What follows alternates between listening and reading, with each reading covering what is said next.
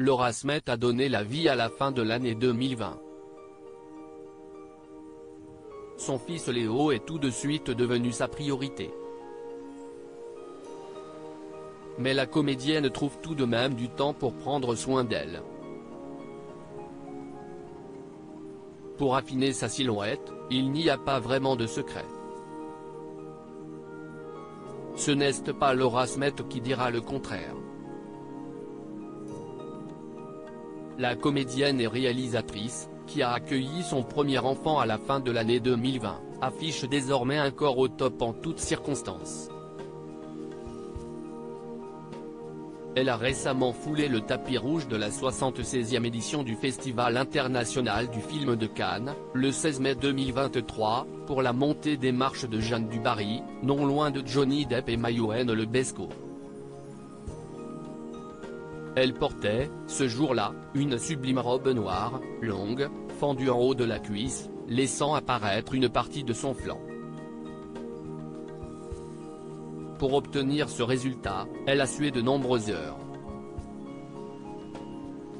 Le mercredi 14 juin 2023, Laura Smet a effectivement partagé un aperçu de sa séance de sport, depuis le Maroc, si l'on en croit le drapeau qui accompagne sa photographie. Sur cette image en noir et blanc, l'actrice de 39 ans apparaît dans le reflet d'un miroir, derrière plusieurs appareils très techniques. Sport de vie, écrit-elle. En couple avec l'homme d'affaires Raphaël Lancret-Javal depuis 2013, elle a épousé l'homme de sa vie sur la presqu'île du Cap Ferret en 2019.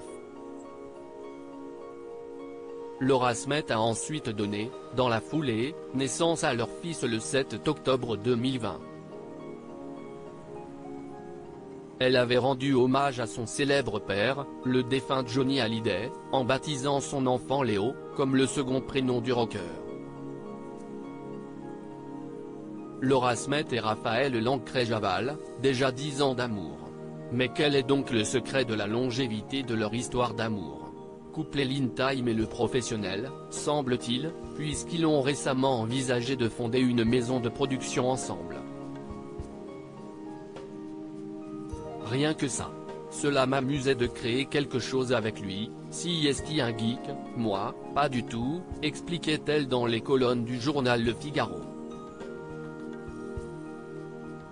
Mariés depuis 2019, les Tourtereaux ont, d'ailleurs, célébré il y a peu la première décennie de leur amour au mois de juin.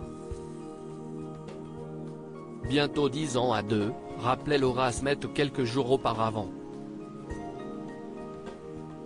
Je le redis, je t'aime.